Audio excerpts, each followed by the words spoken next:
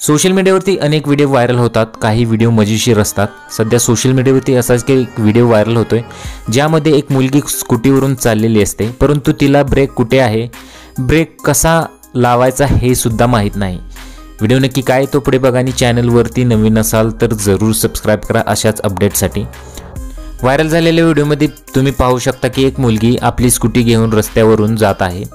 त्यानंतर हा video shoot करणाऱ्या दोन तरुणांनी असं सांगितलेलं आहे की त्या मुलीला ब्रेक कुठे आहे हेच ठाऊक नाही आणि त्यानंतर ब्रेक तिला लावायचा असतो, पण तो ब्रेक तिला ठाऊक नसल्यामुळे ती तिचे दोन्ही पाय खाली घेते। तुम्ही व्हिडिओमध्ये पाहू शकता की दोन्ही पाय खाली घेतल्यानंतर ती गाडी थांबवण्याचा प्रयत्न करते।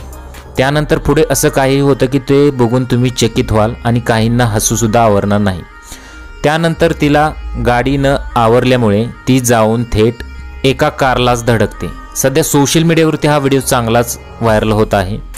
नेटकऱ्यांच्या भन्नाट प्रतिक्रिया या व्हिडिओला आल्या।